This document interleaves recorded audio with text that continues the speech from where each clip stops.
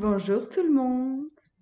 Alors, comment est-ce que les pages du tarot peuvent nous aider à mettre un peu plus de nous-mêmes dans notre vie, à enfin mettre des choses en place pour nous dans notre vie? Donc voilà, là le sujet de la vidéo, c'est quels sont les enseignements des pages à ce sujet. On regarde ça tout de suite et accrochez-vous à vos chaises parce qu'on va parler de votre enfant intérieur.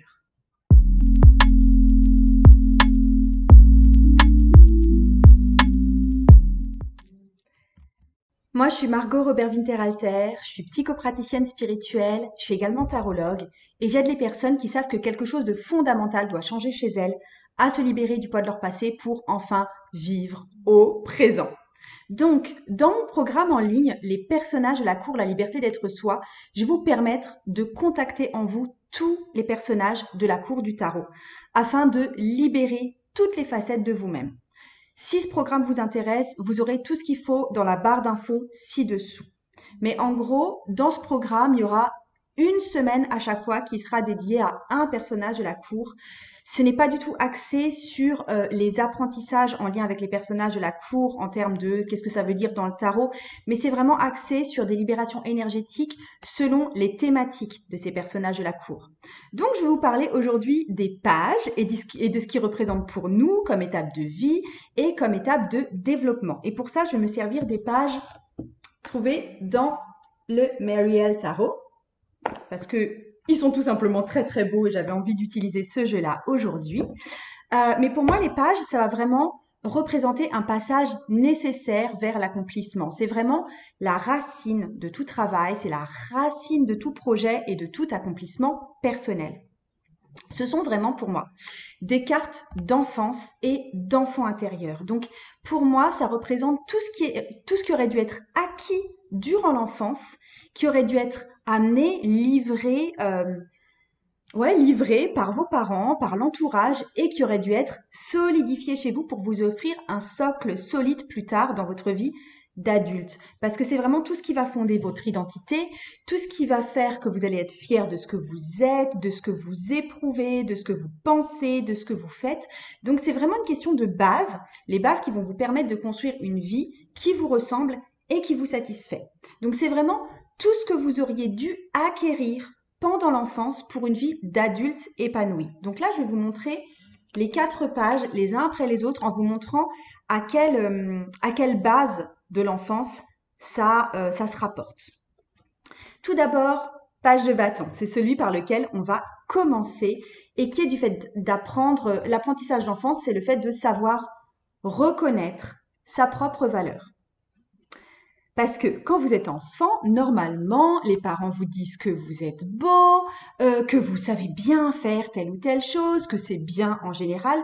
Donc là, je parle vraiment des félicitations que vous avez reçues en général, les encouragements, les aides qu'on a pu vous offrir dans le cas où vous vous trompiez, où vous étiez défaillant parce que vous n'y arriviez pas à cette époque-là de votre vie. Parce que ensuite, ça vous offre la possibilité d'avoir cette énergie au fond de vous, de savoir que vous avez une valeur intrinsèque, peu importe ce que vous faites, et de ne pas être toujours en train de douter de vous. En tant qu'adulte, évidemment, on n'a plus besoin de forcément ses parents ou de félicitations extérieures pour ça, parce que c'est devenu un sentiment profond, c'est devenu un sentiment ancré. Et vous comprenez bien le problème quand on n'a pas acquis ce sentiment à la base. On a de la difficulté à croire en soi. On a de la difficulté à avoir confiance que ce qu'on fait va marcher. On va avoir de la difficulté à penser qu'on est valable. On va avoir de la difficulté à penser qu'on est méritant. On va avoir beaucoup de difficultés à penser qu'on est assez. Donc là, en se connectant aux pages de bâton, on va trouver plus facilement le courage de faire les choses, d'avancer. On va trouver plus facilement le courage de changer et de poser un projet quel qu'il soit. On ne va pas se laisser démonter à la moindre embûche et à la moindre remarque négative. Parce que en fait, le petit point que je voulais faire aussi, c'est que souvent, quand il y a une remarque négative qui nous arrive et qui fait mal, c'est parce que c'est l'expression tout haut de ce qu'on se disait tout bas à soi-même. Et c'est une confirmation qui est horrible à entendre. C'est souvent hyper destructeur. Et ça arrive parce qu'on n'avait pas au départ ce sentiment de valeur de soi qui était bien établi et qui aurait dû être posé dans l'enfance. La bonne nouvelle pour vous, c'est que si cette idée de valeur de soi, elle n'a pas été bien acquise quand vous étiez enfant, c'est possible de le travailler plus tard. C'est possible de le développer. C'est possible de le fabriquer maintenant que vous êtes adulte. C'est possible de vous aligner avec ça maintenant. C'est vraiment ce que je vous propose en cheminant avec le page de bâton. C'est de retrouver ce sens de la valeur de soi. Elle est belle en plus, la carte. Je vous montre maintenant le page de coupe. Et pour moi, le page de coupe, ça correspond à l'apprentissage de l'enfance de savoir reconnaître sa sensibilité et de savoir aussi gérer ses émotions, donc sa sensibilité. Alors, quand on était vraiment tout petit, on a souvent une expression de l'émotion qui est très pure. C'est de l'expression pure, là, pour le coup. C'est souvent sans aucun filtre. Et quand on est vraiment petit, on exprime l'émotion, mais on ne sait pas au juste ce qu'on exprime comme émotion. C'est vraiment l'émotion au sens le plus brut possible. Par exemple, on pleure. Ok, c'est de l'expression, mais on ne sait pas si on pleure de faim, si on pleure de frustration, si on est en colère, si on est en rage, si c'est de la douleur physique, si c'est de la tristesse, etc. En fait, on livre l'émotion comme ça, de façon très brute, mais il n'y a pas d'analyse de notre part qui va avec ça. Et on ne peut pas dire pourquoi est-ce qu'on pleure. Pareil, quelque chose de peut-être plus positif, on est en train de sauter partout, et ça, est-ce que c'est de l'enthousiasme? Est-ce que c'est de la joie? Est-ce que c'est de la peur quand même? Est-ce que c'est de l'appréhension? Est-ce que c'est du partage? Enfin, c'est quoi? En fait, là, on est vraiment face à de l'expression brute d'une émotion sans qu'on ait décrypté derrière de quelle émotion il s'agissait précisément. Alors, c'est souvent tellement fouillis et tellement bruyant, souvent, que les adultes autour de nous nous demandent de canaliser ces émotions au fur et à mesure qu'on grandit. Le problème pour moi, c'est qu'en fait, en grandissant, on va apprendre à réprimer nos émotions, et ça, c'est une partie qui est nécessaire, hein, parce que c'est nécessaire pour bien fonctionner surtout en société. C'est nécessaire, par exemple, parfois d'être silencieux, c'est nécessaire d'être cohérent avec un groupe. Donc, pas de souci d'apprendre à réprimer ses émotions, mais en fait, on apprend à réprimer nos émotions avant d'avoir appris à les accepter, à les discerner et à les exprimer de façon canalisée. Donc, on fait quelque part un apprentissage à l'envers. À la place d'apprendre à accepter et à discerner nos émotions et à les exprimer de façon cohérente, on apprend d'abord à les réprimer et quelque part débrouille-toi pour le reste, quoi. Donc, avec le page de coupe, on va à nouveau entrer en contact avec nos émotions. On va apprendre à les lire et on va avoir cette finesse de compréhension de soi. C'est-à-dire qu'on va apprendre aussi à mieux discerner et à mieux maîtriser nos émotions. On va notamment apprendre que les extérioriser, si on accepte enfin d'extérioriser une émotion, ça équivaut pas à ouvrir les vannes. C'est pas un truc qu'on a gardé tellement longtemps en soi que ce sera complètement incontrôlable. En fait, c'est pas, quand ça arrive, c'est pas spécialement incontrôlable, c'est pas spécialement effrayant et c'est généralement pas asocial non plus.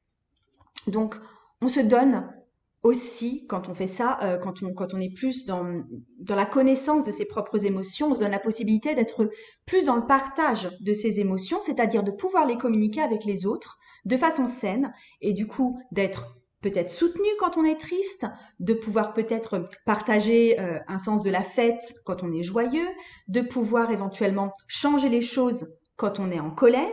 Donc, c'est une étape nécessaire dans la découverte de soi et dans l'acceptation de soi, d'accepter que vous avez votre sensibilité propre et que ça peut pas être, ça a peut-être pas été complètement respecté quand vous étiez plus jeune, quand vous étiez enfant. Je vous montre le page d'épée. Tadam! Avec le page d'épée, quand vous étiez petit, vous avez dû apprendre à vous laisser traverser par des idées qui vous correspondaient vraiment. C'est vraiment ça l'apprentissage du page d'épée. Se laisser traverser par des idées qui vous correspondent vraiment. Donc, ça rejoint au départ pas mal le page de bâton, c'est-à-dire qu'on a dû être rassuré par nos parents ou par nos enseignants ou par, bref, des adultes autour de nous quand on était enfant. Rassuré sur le point que nos idées sont valables, qu'on peut être entendu, qu'on peut en discuter et qu'on a un droit d'expression. Et aussi, en parallèle, qu'on a aussi le droit d'expérimenter et de laisser tomber une idée après s'être rendu compte que tout compte fait, on n'était pas forcément d'accord avec cette idée. C'est vraiment l'apprentissage aussi de j'ai le droit de changer d'avis. Donc là, je parle vraiment de la formation à ce qui fait qu'on pense comme on pense quand on est petit. C'est ce qui va nous aider à devenir clair au niveau de notre mental, à avoir une forme de cohérence de pensée également. Les problèmes là qui ont pu survenir quand vous étiez plus petit, peut-être que vous n'avez pas été écouté. Peut-être que, étant donné que vous étiez un enfant, on estimait que vous n'aviez tout simplement pas droit à la parole. Ou peut-être que ce que vous aviez à dire était beaucoup trop dérangeant pour être entendu par les adultes.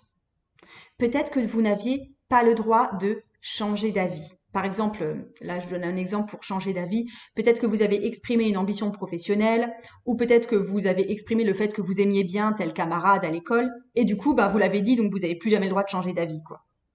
Donc le risque à l'âge adulte, c'est de se retrouver soit peu fertile en termes d'idées, soit d'avoir peur de les reconnaître et de les exprimer. Donc on a du mal à accepter qu'une idée neuve puisse maintenant faire partie de notre vie. Donc le risque numéro 1, c'est l'inhibition de vos idées. Et l'autre risque, un peu parallèle, c'est le fait d'entendre des voix dans votre tête qui ne sont pas les vôtres, qui ne sont pas vos idées, mais dont vous vous êtes imprégné. Et le plus souvent, c'est des jugements négatifs issus du conditionnement familial ou du conditionnement social. C'est par exemple des idées du type, vous les connaissez bien, c'est alors t'es pas assez ci, t'es pas assez truc, ça évidemment, mais c'est aussi tu devrais faire ça dans la vie, ou des idées du type il est nécessaire d'être comme ça pour avoir telle chose. Par exemple, il est nécessaire d'être belle et mince pour pouvoir garder un homme, ou il est nécessaire de se tuer au travail pour avoir de l'argent, etc. Autre idée, on doit se sacrifier pour les autres, on doit se sacrifier en tant que maman, des choses comme ça, d'accord? Tout ça, c'est un gros paquet de croyances là qu'on nous a donné et qui font taire nos vraies idées personnelles. Donc, dans le cheminement avec le page d'épée, on va entrer en contact avec nos propres idées et avec notre propre monde mental et sain. Parce que pour moi, on assimile trop souvent le mental à quelque chose d'assez malsain ou d'assez polluant, mais je ne suis pas d'accord. Votre mental, il peut être parfaitement présent et parfaitement sain. J'arrive enfin au page de denier qui va être le dernier page qu'on va voir parce que le page, enfin c'est pas parce que le page de denier, c'est juste le dernier qu'on va voir et en fait le page de denier, le parcours que vous avez fait étant petit, c'est que c'est l'étape où vous apprenez que vous pouvez incarner de beaux projets tout en gardant votre sensibilité propre. Alors pour faire ça, pour vous dire un peu ce que ça veut dire pour moi, j'aimerais que vous vous reconnectiez là pour un petit moment avec vos projets d'enfant, les projets que vous avez eus quand vous étiez petit ou petite. Je vous donne des projets en fouillis là que vous avez peut-être pu avoir. Peut-être que c'était écrire un livre. Peut-être que c'était faire une fresque murale. Peut-être que c'était de faire une cabane. Peut-être que c'était de créer un club de copines. Peut-être que c'était de dresser un chien. Peut-être que c'était apprendre à écrire à votre petit frère. Peut-être que c'était de se laisser pousser les cheveux très très très très très longs. Peut-être que c'était d'organiser un anniversaire, votre anniversaire. Peut-être que c'était d'économiser pour s'acheter le bateau pirate Playmobil. Donc, on est d'accord là, on est sur des projets qui peuvent prendre 30 minutes ou des grands projets d'une année parce que oui, même quand on est tout petit, on peut avoir des projets d'une année, c'est tout à fait possible. D'accord? Donc là, on est bien d'accord qu'on est dans le monde des deniers, donc je vous parle de projets matériels, je vous parle de projets concrets qu'on veut réaliser, qu'on veut incarner, qui nous illuminent quand on est petit parce que c'est notre projet. Ok? Donc, si le côté sain du truc, si vous avez bien vécu ça, soit vous avez réalisé ces projets, enfin certains de ces projets, soit ils ont été partiellement atteints, soit vous les avez délaissés parce que entre-temps, vous aviez plus envie, ou parce que ça n'a pas marché tout simplement. il y a un truc qui a vraiment bloqué, qui a fait que ça n'a pas marché. Donc ça, le projet a échoué. Tout ça, ça représente quelque chose qui est porteur pour nous à l'âge adulte. Parce qu'on sait qu'on peut exprimer quelque chose de soi dans la matière, ou au moins l'expérimenter, le commencer, et on peut aussi le laisser tomber, parce que tout compte fait, ça nous dit plus, et qu'on peut réussir, et que c'est chouette, et que souvent on peut en retirer des gratifications. Ça peut être des félicitations des parents ou des adultes en général. Ça peut être auprès des copains, bah, on passe pour la méga badass du coin quand même. Enfin, la plupart du temps, c'est des gratifications sociales, le plus souvent. Après, il peut y avoir eu un mauvais scénario pour vous par rapport à vos projets d'enfant. Et honnêtement, on l'a tous vécu à un moment ou à un autre. Soit l'adulte à qui on en a parlé a démoli le projet à la racine en disant que de toute façon, c'était pas réalisable, c'était non, hors des questions. Déjà là, au moins, il n'y a juste pas de projet, quoi.